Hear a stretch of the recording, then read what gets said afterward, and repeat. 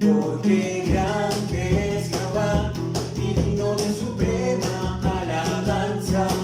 Adorar a Jehová en la hermosura de su santidad.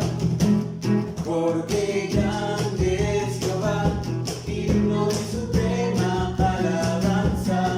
Adorar a Jehová en la hermosura de su santidad.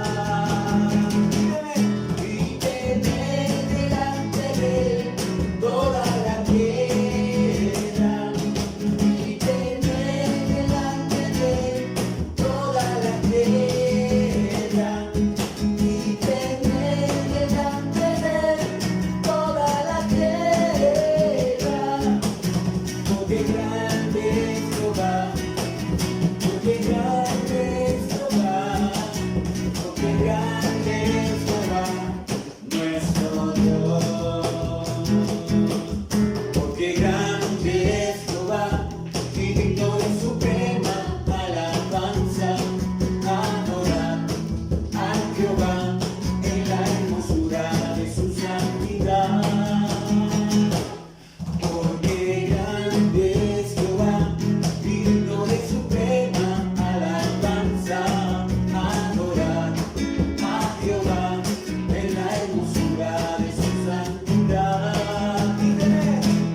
Y tener delante de él toda la tierra. Y tener delante de él toda la tierra. Y tener delante de él toda la tierra. Porque grande es Jehová, porque grande es Jehová, porque grande es Jehová, nuestro Dios. Porque grande es Jehová, porque grande es Jehová, porque grande es Jehová, nuestro Dios.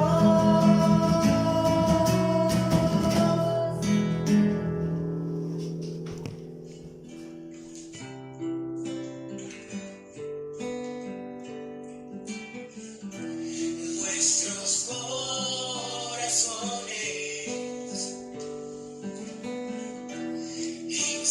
insaciables son hasta que conocen a su Salvador. Tal y como somos, tal y como somos, nos amó. Hoy nos acercamos sin temor. Él es el agua que al beber nunca más tendremos sed. Jesucristo basta, Jesucristo basta. Mi castigo recibió, de su herencia me entregó. Jesucristo basta, Jesucristo basta.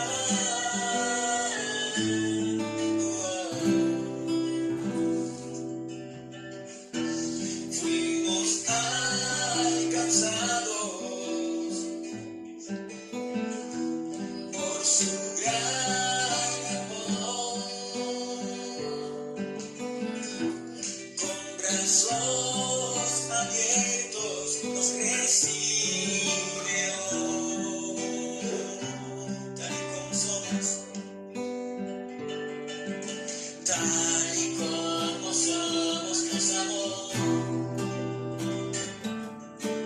Hoy nos acercamos sin temor. Él es el agua de al beber, nunca más tendremos sed. Jesucristo basta, Jesucristo basta. Mi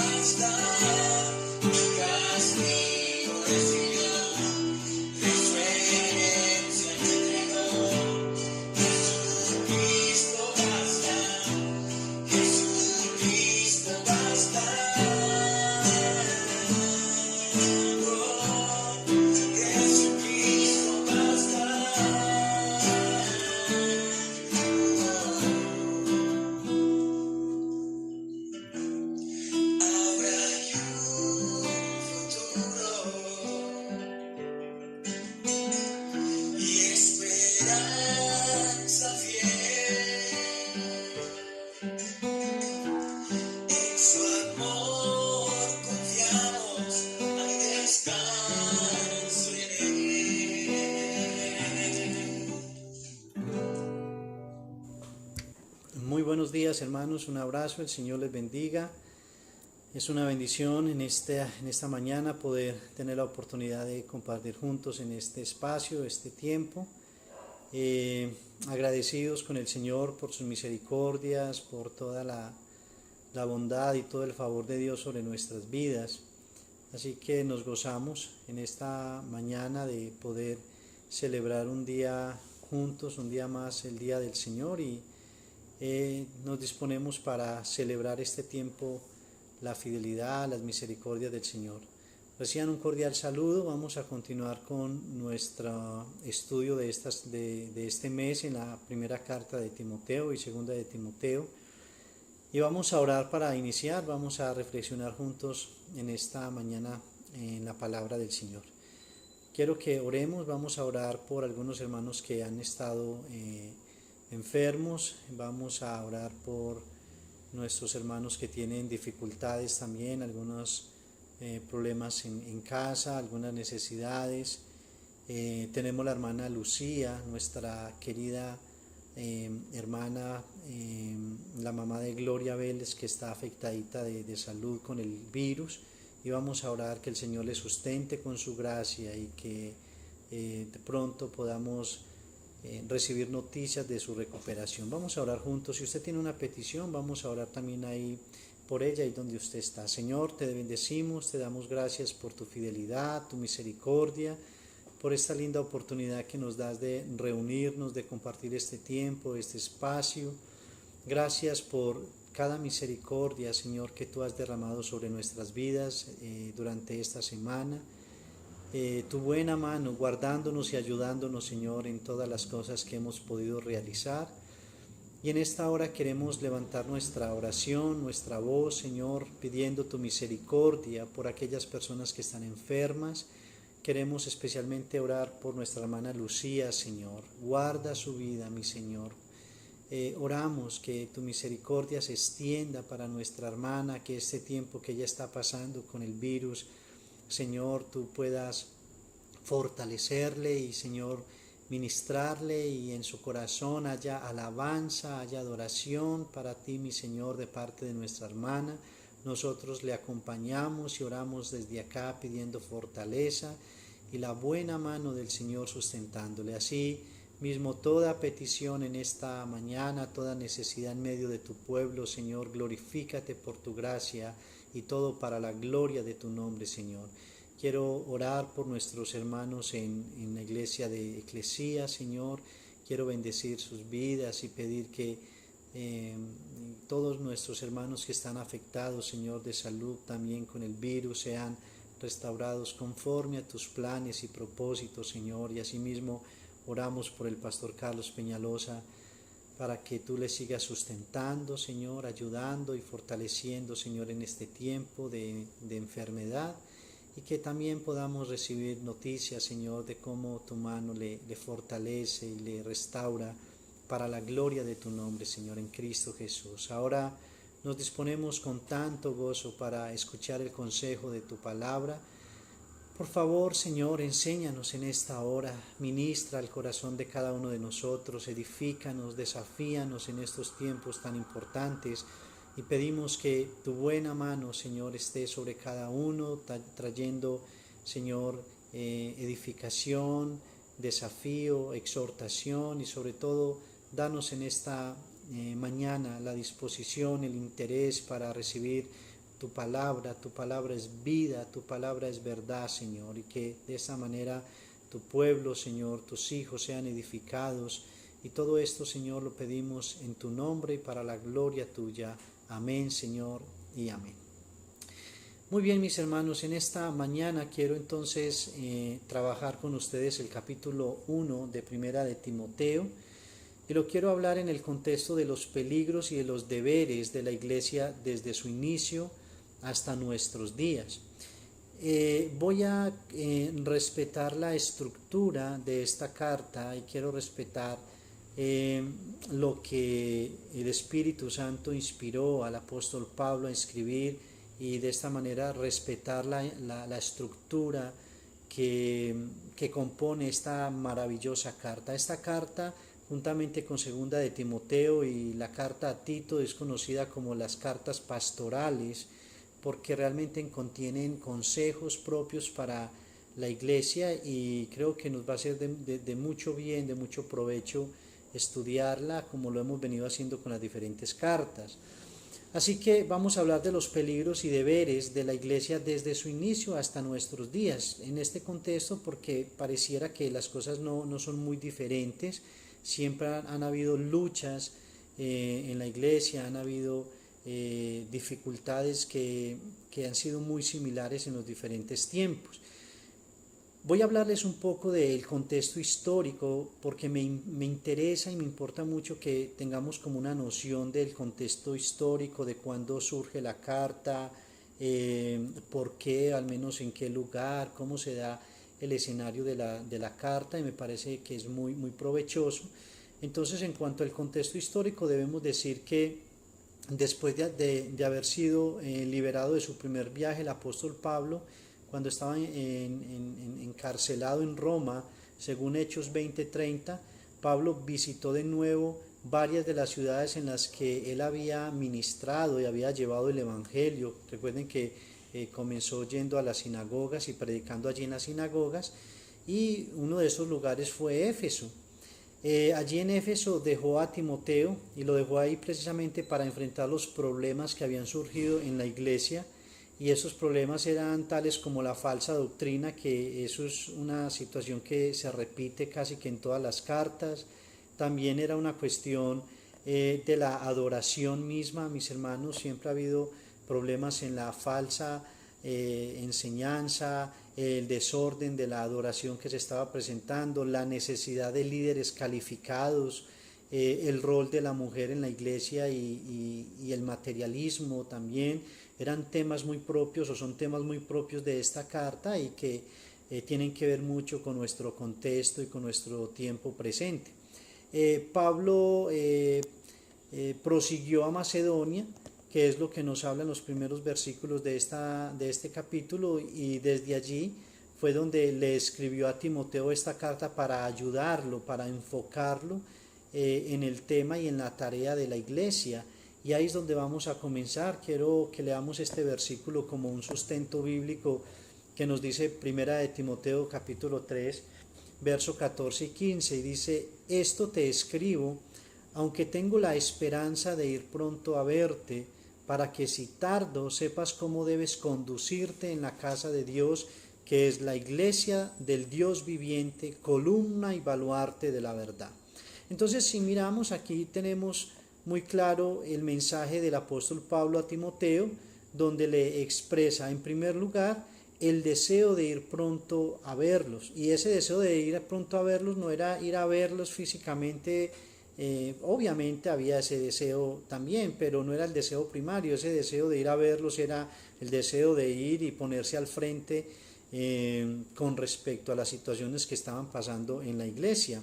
Pero también nos dice que para que si tardo sepas cómo debes conducirte en la casa de Dios. Ese es el propósito de la carta.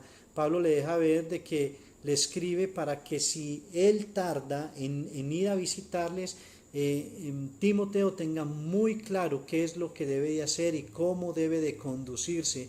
Y me encanta, mis hermanos, cómo Pablo describe en sus últimas líneas de este versículo el tema de la iglesia, diciendo que es la iglesia del Dios viviente, columna y baluarte de la verdad. Este solo es un tema muy importante que deberíamos tratar en algún momento.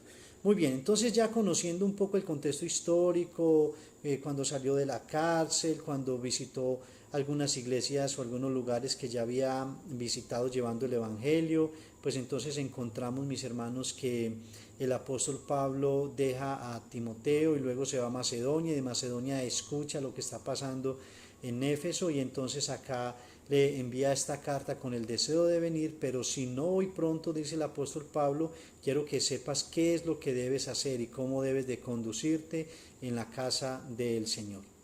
Muy bien, entonces lo que vamos a trabajar, como les decía al principio, vamos a respetar la estructura de la carta, y en primer lugar vamos a mirar el saludo apostólico. El saludo apostólico lo podemos ver en el versículo 1 y 2, que dice: Pablo, apóstol de Jesucristo, por mandato de Dios nuestro Salvador y del Señor Jesucristo, nuestra esperanza. A Timoteo, verdadero hijo en la fe, gracia, misericordia y paz de Dios nuestro Padre y de Cristo Jesús nuestro Señor. Note qué tan interesante, mis hermanos, este saludo, y es importante que hagamos mención de él porque acá hay cosas muy valiosas que debemos resaltar y que debemos tener muy presente también en nuestras vidas y en nuestro tiempo. Yo quiero como que las detalláramos un poco y las tengo ahí enumeradas, usted las puede mirar una a una. Dice en primer lugar: Pablo, apóstol de Jesucristo. Ahora, una de las cosas que debemos acá definir es lo que significa apóstol. En este contexto, pues era uno que es enviado como representante oficial de Cristo y que ejerce su autoridad delegada. Eso significa Pablo, apóstol de Jesucristo, o sea, representando al Señor Jesucristo con la autoridad misma que había recibido del Señor Jesucristo para predicar este glorioso evangelio. Porque lo que sigue diciendo es que por mandato de Dios y del Señor Jesucristo.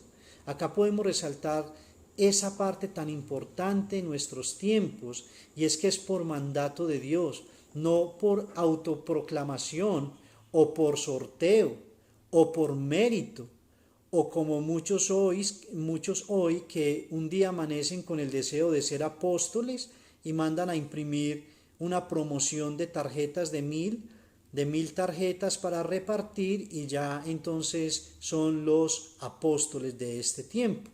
Mis hermanos, aquí encontramos en primer lugar Pablo, apóstol de Jesucristo, o sea, en representación ministerial con la autoridad delegada por el propio Señor Jesucristo para predicar este evangelio glorioso. Por mandato, es un mandato, no fue que él quiso, no fue que él decidió, no fue que él eligió. Todos conocemos la vida del apóstol Pablo y sabemos que su vida era muy contraria. De hecho, él da su testimonio acá, que lo vamos a mirar. Fue el mandato de Dios, y dice la Biblia que el mandato de Dios y del Señor Jesucristo. Entonces es muy importante esto, que fue la obra misma y la obra soberana de Dios en elegirle como apóstol. Dice la Escritura que a Timoteo, verdadero hijo en la fe, Pablo ve en Timoteo un verdadero hijo espiritual, un verdadero hijo confiable, que refleja su carácter y que refleja la visión propia de el apóstol Pablo, en predicar el evangelio de gracia. Y finaliza diciendo las bendiciones, dando las bendiciones de Dios Padre y de Cristo Jesús Señor. Y eso es muy importante porque Pablo resalta la paternidad y el señorío a la vez de nuestro Dios. Por eso dice gracia, misericordia y paz. Y esto es una combinación maravillosa, mis hermanos. Gracia, la que recibimos del Señor, su misericordia y su paz. Es una combinación de palabras claramente necesarias en nuestras vidas. En esos dos versículos entonces podemos describir esto. Este es el saludo apostólico, mis hermanos, que viene incluido una bendición maravillosa de la gracia, de la misericordia y de la paz que necesitamos y que recibimos de nuestro Señor. Entonces, conociendo ya un poco el punto del saludo, miremos entonces lo que Pablo tiene que decir a Timoteo y lo que Dios tiene que decirnos a nosotros también a través de su palabra y específicamente de esta palabra. Vamos a mirar los falsos maestros y su doctrina. Los primeros versículos del 3 al 7 nos dice: como te rogué que te quedases en Éfeso cuando fui a Macedonia, para que mandases a algunos que no enseñen diferente doctrina, ni presten atención a fábulas y genealogías interminables, que acarrean disputas más bien que edificación de Dios, que es por fe. Así te encargo ahora. Pues el propósito de este mandamiento es el amor nacido de corazón limpio y de buena conciencia y de fe no fingida, de las cuales cosas desviándose algunos, se apartaron a vana palabrería, queriendo ser doctores de la ley, sin entender ni lo que hablan ni lo que afirman.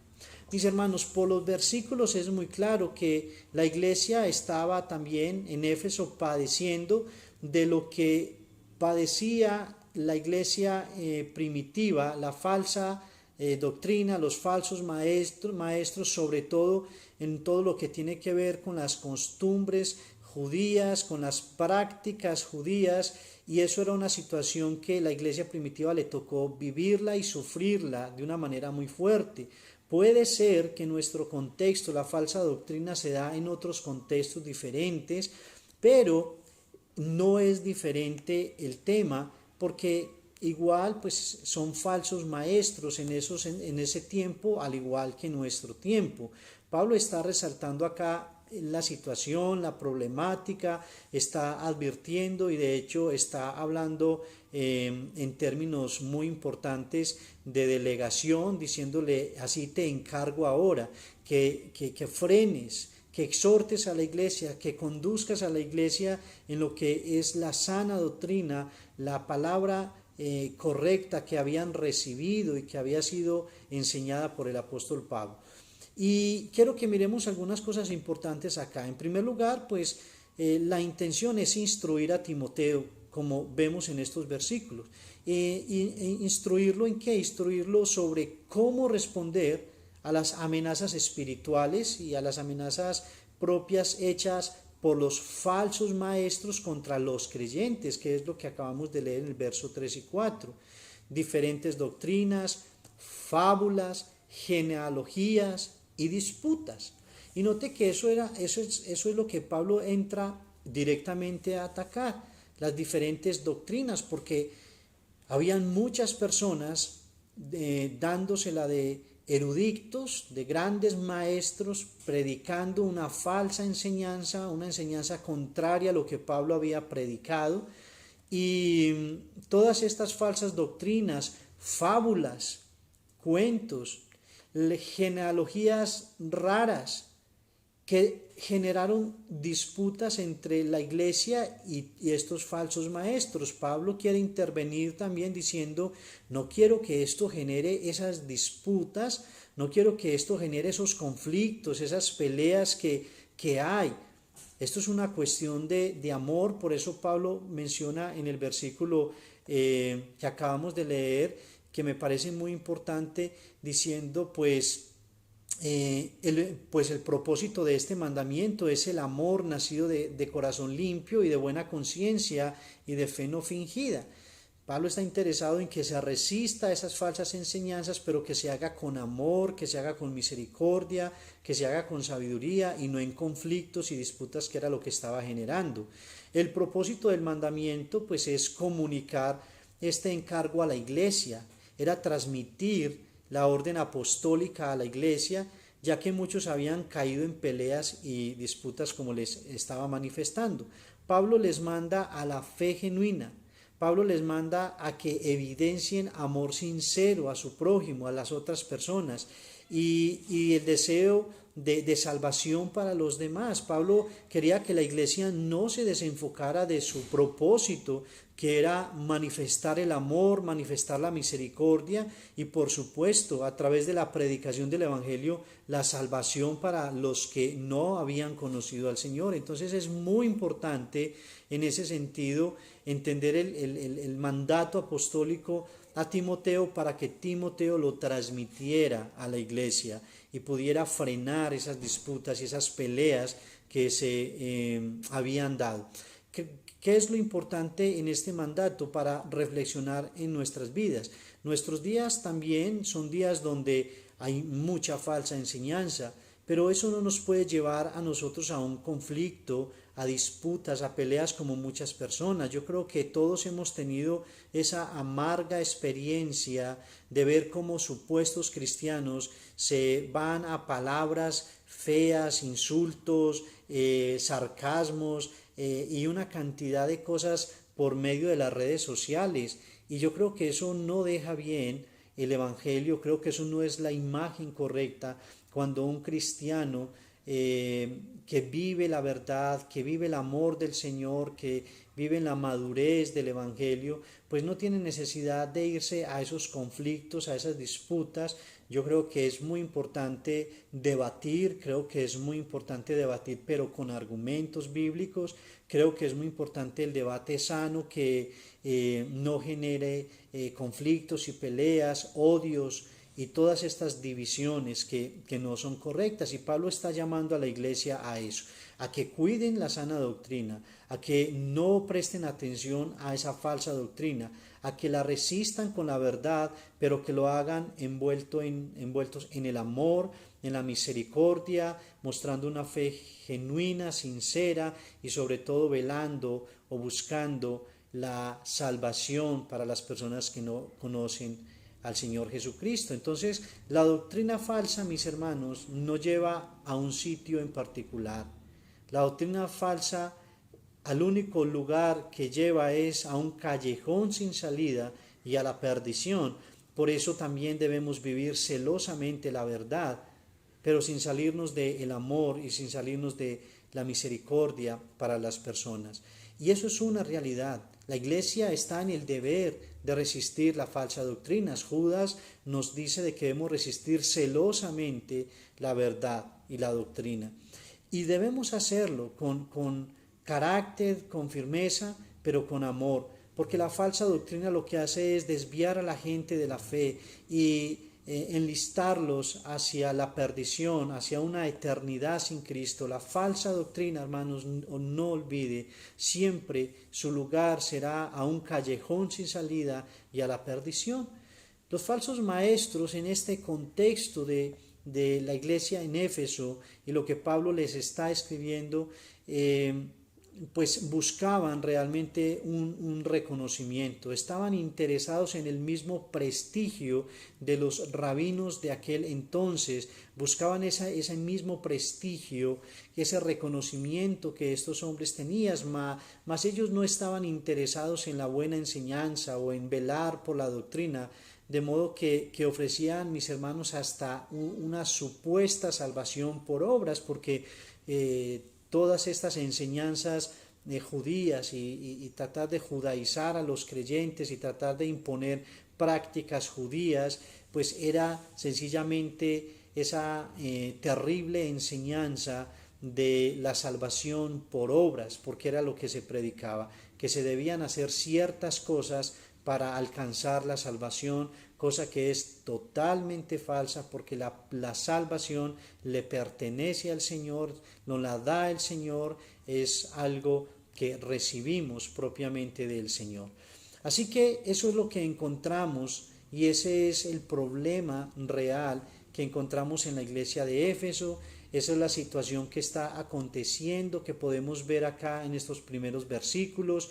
Este es quizás uno de los grandes problemas que encontramos en las diferentes cartas paulinas que reflejan la situación real de la iglesia primitiva, la iglesia de los primeros años, porque esta es una conducta muy repetitiva, estas son palabras muy repetitivas en las diferentes cartas hacia Corintio, hacia la iglesia de los Gálatas, ya lo miramos también, bueno, en Tesalónica es una iglesia muy sana, sin embargo les anima también a tener mucho cuidado, y eso es una constante de Pablo porque era una constante de los falsos maestros. Este es quizás uno de los problemas que más ha sufrido la iglesia, la falsa enseñanza. En este punto nosotros debemos de reflexionar y reflexionar muy seriamente en cuanto a cómo estamos nosotros preparados y preparándonos para presentar defensa de la fe en estos tiempos. Si la iglesia del Señor no está plenamente preparada para presentar defensa de su fe, mis hermanos, todos estos falsos maestros que sí se preparan con diligencia para enseñar sus falsas enseñanzas, ellos no van a parar, ellos no van a cesar y van a seguir dañando y van a seguir contaminando, degradando el Evangelio. No es suficiente con quejarnos, no es suficiente tan solo con expresar nuestras voces de inconformidad diciendo de los falsos apóstoles, de los falsos maestros, de los falsos profetas, es viviendo la vida correctamente en la verdad del Señor y enseñando, predicando, modelando esta verdad. De esta manera, mis hermanos, es que la Escritura nos invita a vivir. No es solo identificando los falsos profetas, los falsos maestros, los falsos, tantos falsos predicadores de este tiempo. Es con nuestra vida predicando la sana doctrina, velando por la sana doctrina, cuidando esta verdad gloriosa del Señor Jesucristo.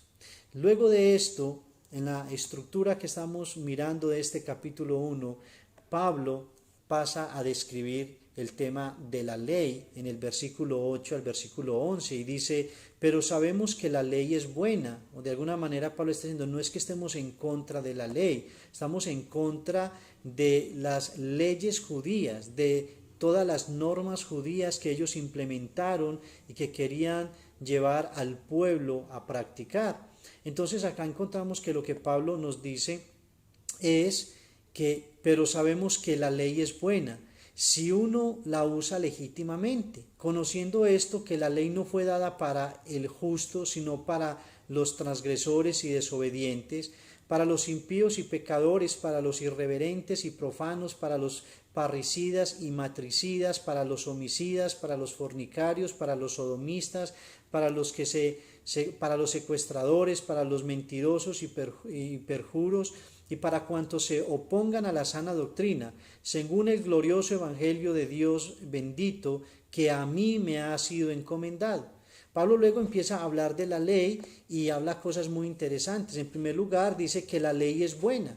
También se traduce la palabra buena acá como útil. En el original da esta connotación de útil. Entonces Pablo está diciendo que la ley es buena o que la ley es útil. Y es buena o útil porque refleja la voluntad y refleja el carácter santo y justo de Dios. Por eso la ley es buena, porque proviene de Dios mismo. Es la manifestación, el reflejo de su carácter santo, de su carácter justo. Y Pablo está avalando la ley y está diciendo de que la ley es útil precisamente porque refleja ese carácter santo y justo de Dios.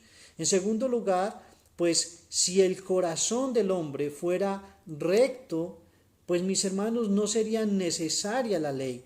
Si el corazón del hombre no fuera pecaminoso, pues no habría necesidad de ley. Pero la ley pone en manifiesto lo pecaminoso que es el hombre.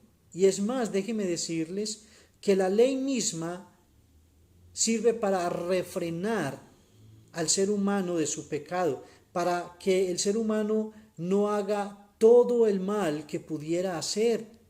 Para eso es la ley y ese es el beneficio, el favor que recibimos de la ley.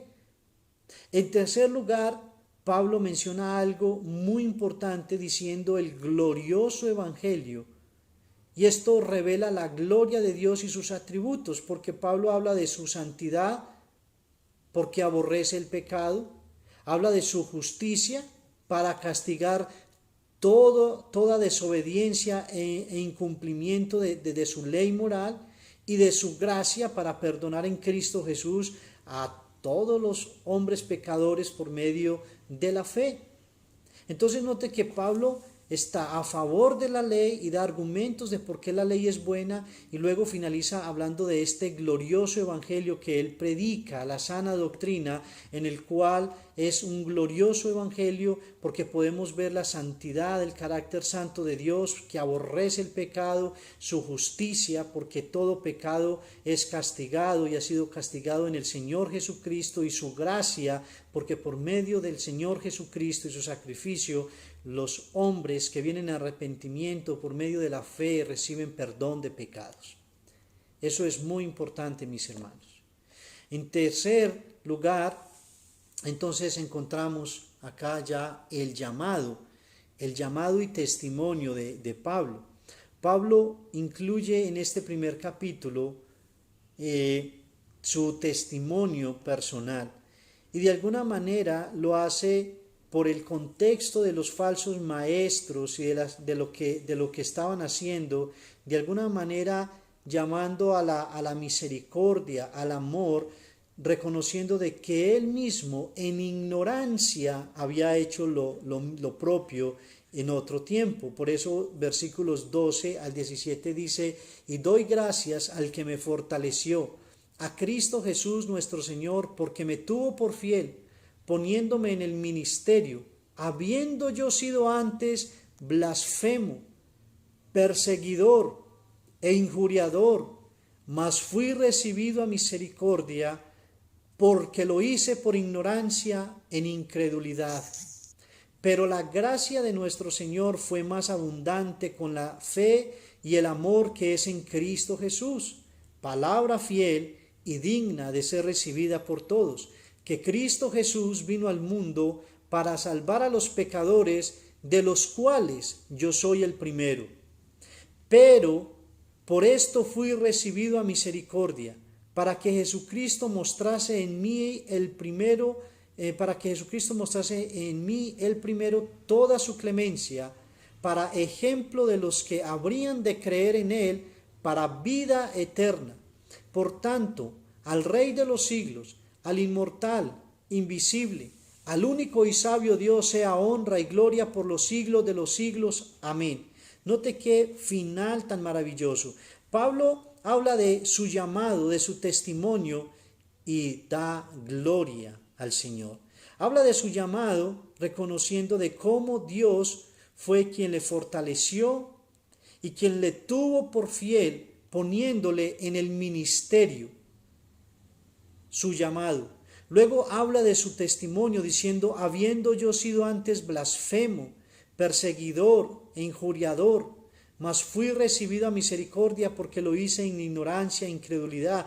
Pablo está poniendo su propia vida como ejemplo y con esto llamando la atención de la iglesia, diciendo: mire, si bien es cierto, ellos son falsos maestros, con el amor, la fe genuina y la predicación de la palabra correctamente, ellos también pueden recibir la misericordia del Señor, pueden ser salvos, porque Pablo finaliza diciendo que palabra fiel y digna de ser recibida por todos, que Cristo Jesús vino al mundo para salvar a los pecadores, del cual yo soy el primero. Y note estas palabras que él dice: pero por esto fui recibido a misericordia, para que Jesucristo mostrase en mí el primero toda su clemencia, para ejemplo de los que habrían de creer en él para vida eterna.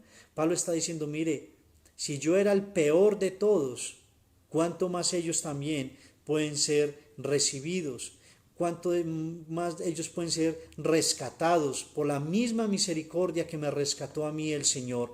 Por eso Pablo hace énfasis en hacerlo de la manera correcta.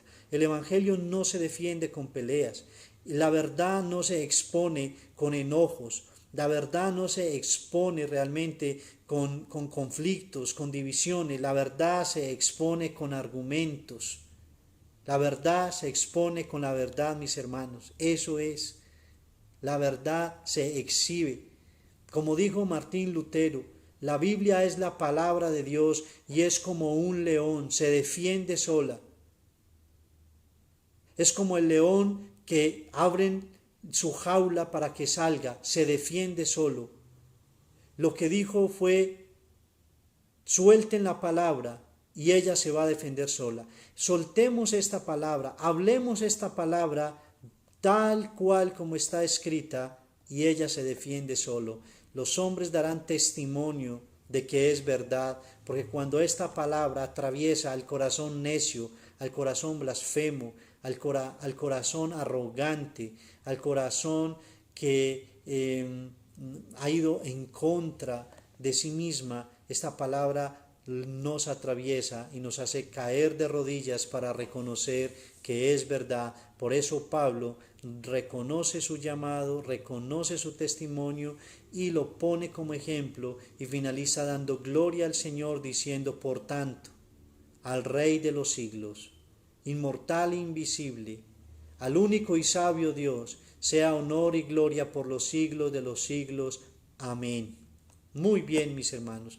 Y note que Pablo menciona acá algunas cosas que es importante resaltar. En primer lugar, de los comentarios sobre la ley y el mal uso de la ley por los falsos maestros, Pablo pasa a su llamado por parte de Cristo y ofrece una explicación del Evangelio como la gracia que Dios derrama sobre los pecadores en Cristo Jesús había sido derramada también en él.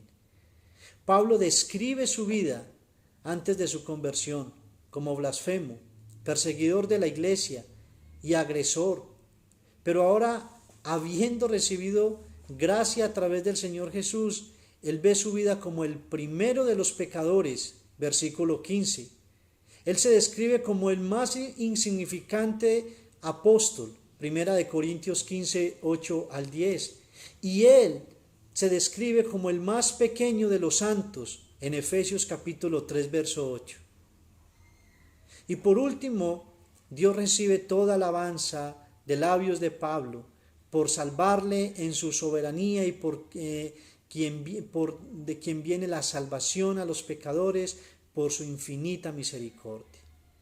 Y quiero, mis hermanos, finalizar hablando de la exhortación a la fidelidad. La exhortación que Pablo finaliza haciendo en este capítulo es una exhortación a la fidelidad. Versículo 18 y 20 dice: este mandamiento, hijo Timoteo, te encargo, para que conforme a las profecías que se hicieron antes en cuanto a ti, milites por ellas la buena milicia, manteniendo la fe y buena conciencia, desechando la cual naufragaron en cuanto a la fe algunos, de los cuales son Himeneo y Alejandro, a quienes entregué a Satanás para que aprendan a no blasfemar. Note qué tan interesante, mis hermanos, esta exhortación a la fidelidad. En primer lugar, resaltamos nuevamente el trato del apóstol Pablo a Timoteo como hijo. Pablo tenía un gran amor hacia Timoteo y lo veía como su hijo espiritual, un hombre con un carácter maduro que podía reflejar y transmitir la visión que Dios le había encomendado a él como apóstol. Por eso Pablo le encarga. Es un encargo que el apóstol Pablo le habla. Entonces Pablo está hablando, en primer lugar dice, este mandamiento, hijo Timoteo, te encargo. Y hablemos un poco de eso. En primer lugar, este mandamiento que Pablo está hablando es el mandamiento o el mandato de cuidar la sana doctrina y resistir los falsos maestros, como lo pudimos mirar versículos anteriores. Ese es el mandamiento, mis hermanos, y ese es el mandamiento que permanece hasta el día de hoy: cuidar y velar por la sana doctrina y resistir a los falsos maestros con la verdad, con argumentos y con amor. La palabra te encargo es la palabra en griego paratizemi, que significa encomiendo o deposito. Pablo le dijo: deposito en ti este mandamiento, encomiendo en ti este mandamiento de cuidar la sana doctrina. Y eso es algo que cada uno de nosotros debemos apersonarnos en este tiempo, de celar la palabra, de cuidar celosamente la palabra del Señor, la doctrina del Señor Jesucristo. En segundo lugar, Pablo urgió a Timoteo para que librara la batalla contra los enemigos de Cristo y contra los enemigos del Evangelio. En todos los tiempos la Iglesia ha tenido enemigos de mayor a menor escala. En todos los tiempos y en todos los periodos de la Iglesia, el Evangelio ha tenido, mis hermanos, enemigos propios. Y los enemigos de la fe siempre han estado. Los enemigos que quieren distorsionar la verdad, que quieren contaminar la verdad para salvación, que quieren desviar a muchas personas de la fe genuina en el Señor Jesucristo para perdición de sus almas, siempre en todos los periodos de la historia de la iglesia los hemos encontrado. Pues estos no son tiempos diferentes, también vivimos en tiempos donde tenemos enemigos del Señor Jesucristo y del Evangelio. Pablo urgió a Timoteo para que librara la batalla, y creo que es lo que nosotros hoy debemos apropiarnos con urgencia también, librar la batalla. Note que Pablo habla inclusive de milicia, dice que para que conforme a las profecías que se hicieron antes en cuanto a ti, milites por ellas la buena milicia. Es en un contexto, mis hermanos, de milicia, de ceñirnos como soldados y defender, mis hermanos, con argumentos, con la verdad, con testimonio, el Evangelio del Señor Jesucristo. ¿Cómo dice Pablo que debemos militar en el Evangelio manteniendo la fe y la buena conciencia? Una de las cosas que siempre luchamos y que la iglesia ha luchado es con el tema de la fe, cómo las personas comienzan muy bien la carrera y luego dejan por el piso el Evangelio del Señor Jesucristo. Luchamos y militamos, peleamos la buena batalla de la fe, manteniéndonos firmes y buena conciencia, dice el apóstol Pablo. En otras palabras, nada que la gente tenga de qué acusarnos y señalarnos, a eso se está refiriendo. De esa manera peleamos por la defensa de la fe. Y pone ejemplos de cómo ya algunos habían caído de la gracia y cómo algunos ya habían blasfemado el nombre del Señor, y él coloca y da nombres, los denuncia claramente, desechando la cual naufragaron en cuanto a la fe algunos, de los cuales son Himeneo y Alejandro, a quienes entregué a Satanás para que aprendan a no blasfemar. Los expulsó Pablo de la congregación, los entregó a Satanás, quitó el respaldo de la iglesia y quitó el respaldo, el apoyo apostólico, mis hermanos. Tenemos que comprender esta figura de cobertura en aquel entonces de los apóstoles y entender que Pablo toma este ejemplo de estos hombres que habían caído de la fe o naufragaron en la fe, como dice él, y cómo Pablo los expulsa de la congregación, en primer lugar para proteger la iglesia de su influencia mala, de sus malas enseñanzas, y para que Dios le diera su propia lección de manera que pudieran regresar a la fe genuina y no blasfemaran de la verdad de Dios. Para eso lo hizo Pablo, y cuando la Escritura y Pablo enseña más adelante también, o bueno, en este caso más atrás en Corintios, pues enseña también acerca de entregarlos a Satanás. Cuando Mateo capítulo 18 nos habla de las personas que pecan deliberadamente, se exhortan, se confrontan con testigos, se denuncian ante la congregación, y las personas persisten y persisten en lo mismo, pues entonces son expulsados de la congregación. Téngalos como gentiles, dice la Escritura en el libro de Mateo 18, téngalos por gentiles, porque de esta manera pues cortan con la influencia negativa, y al estar expuestos, el mismo Satanás los sacude sus vidas y puede hacer que se vuelvan al arrepentimiento y a la verdad del Señor. Pues aquí tenemos un caso que Pablo mismo, dice la Escritura, que los entregó a Satanás. O sea, no tengo nada que ver con ellos, no tienen nada que ver con la iglesia, están sin ningún respaldo espiritual, y obviamente pues una persona sin el respaldo espiritual, presa fácil del enemigo. Cuando miramos esta estructura del capítulo 1, pues es muy valiosa en este punto de la doctrina.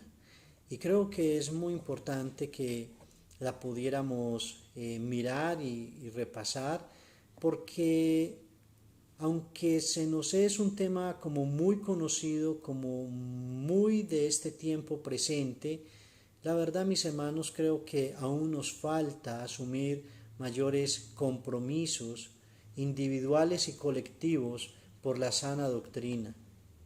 Este tema tiene que ser tomado con mayor responsabilidad desde lo individual.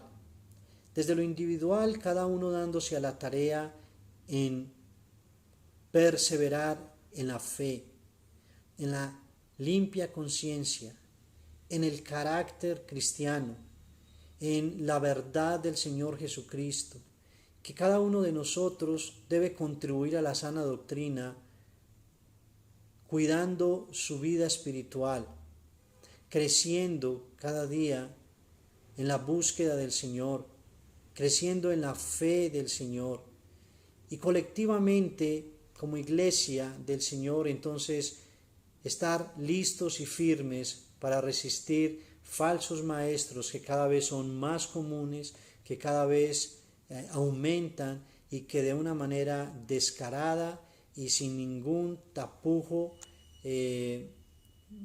escuchamos distorsionando, dañando, contaminando la verdad de las Escrituras. Este es un punto que indiscutiblemente nos compete a nosotros como iglesia del Señor, al cual debemos prestarle toda la atención, al cual debemos asumir con responsabilidad.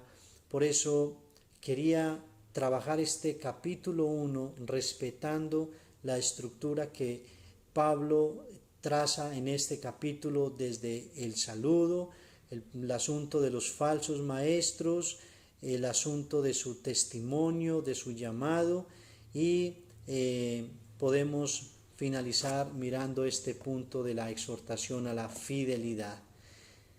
Vamos a mirar otros temas que quiero resaltar, el tema de la adoración y del desorden que había en la adoración para el Señor. Vamos a mirar el tema que Pablo trata en esta carta con respecto a los líderes calificados o no calificados para el servicio del Señor. Vamos a mirar el asunto de el rol de las mujeres en la congregación, qué es lo que la Escritura nos enseña frente a ese rol de la mujer y qué estaba pasando en este caso en la iglesia de Éfeso. Y, hermanos, de esta manera vamos a repasar el otro tema importante que Pablo habla en el tema de el dinero y la codicia.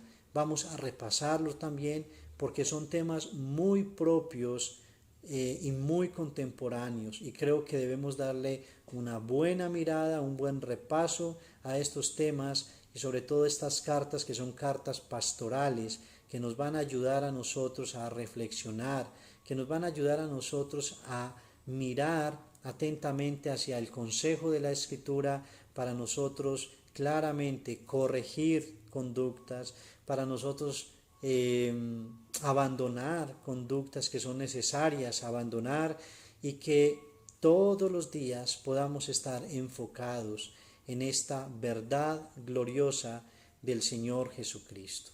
Así que, mis hermanos, con esto quiero orar, quiero que oremos juntos al Señor y que oremos pidiendo al Señor que nos guarde de la falsa doctrina.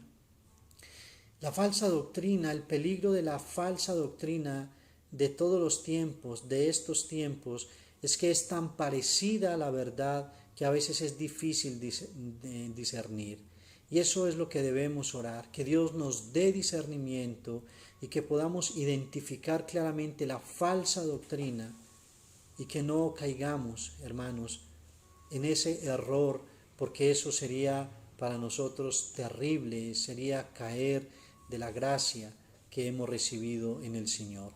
Vamos a orar que el Señor nos guarde, que el Señor nos ayude pero que el Señor mismo despierte nuestro corazón a la diligencia, al crecimiento, a perseverar en la fe, a ser hombres valientes, hombres y mujeres valientes, con una fe genuina en estos tiempos, con conciencias limpias, resistiendo la falsa doctrina con amor, pero con celo de Dios en nuestras vidas.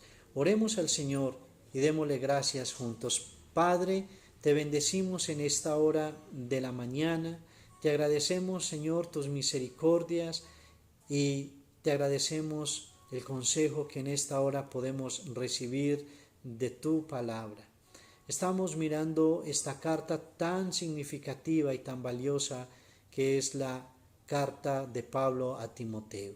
Los conflictos, los problemas, estamos mirando el contexto y ya comenzamos a introducir los problemas propios que Pablo resalta, a lo que él hace un llamado y da mandatos, instrucciones claras de cómo atender, de cómo obrar, cómo actuar frente a estas situaciones. Señor, nuestros tiempos son muy parecidos. Vivimos tiempos de falsas doctrinas y falsos maestros. Vivimos tiempos muy peligrosos en la adoración que se te rinde a ti, Señor, y queremos poner mucha atención y mucho cuidado para corregir lo que haya que corregir, para implementar lo que debamos implementar. Pero también son tiempos, Señor, para evaluar, Señor, nuestras vidas en cuanto al servicio y al liderazgo, para mirar, Señor, cómo tu palabra califica a los verdaderos ministros y servidores, Señor, y también para tratar un tema que es muy vívido en nuestros días como, Señor, la posición de la mujer en la iglesia que tú, Señor, le ha dado. En tiempos de feminismo, Señor, donde vemos todo este brote diabólico, Señor, de la mujer querer entronarse y usurpar una posición, Señor, que tú no le has encomendado. Guárdanos, Señor, y ayúdanos a ser sabios y ayuda a nuestras queridas esposas, hermanas en la fe, a guardar su corazón y a entender el rol que tú les has dado. Vamos a mirarlo todo, Señor, conforme a la verdad y también todo lo que tiene que ver, Señor, con el amor al dinero y con toda esta situación que encontramos en esta primera carta. Ayúdanos, Señor, porque tú has dejado plasmado, Señor, esta palabra gloriosa para bendición de nosotros, para ayudarnos, Señor, a que no cometamos los mismos errores. Y oramos, Señor, que nos des el discernimiento, que nos des a nosotros la diligencia, el compromiso, Señor, porque los tiempos son malos, porque vivimos tiempos, Señor, muy, muy peligrosos, donde la gente, Señor, no desea escuchar la palabra viva, la palabra genuina, la palabra pura, sino como dice el mismo apóstol Pablo en su segunda carta, se amontonarán para escuchar, Señor, a falsos maestros, que es lo que vemos hoy. Se amontonarán para escuchar cantidad de filosofías y de mentiras que salen de sus propios corazones, Señor, pero oramos que guardes cada familia, guardes nuestras vidas, guarda la comunidad de Valle de Sarón, Señor, para ser una comunidad fiel, santa, pura en tu palabra, Señor, para la gloria de tu santo nombre, en Cristo Jesús. Amén, Señor, y amén. Mis hermanos, me despido con un abrazo, que el Señor les bendiga, que el Señor les guarde en todos sus caminos, que les conceda una linda semana y seguiremos en contacto con el favor del Señor. Un abrazo y bendiciones.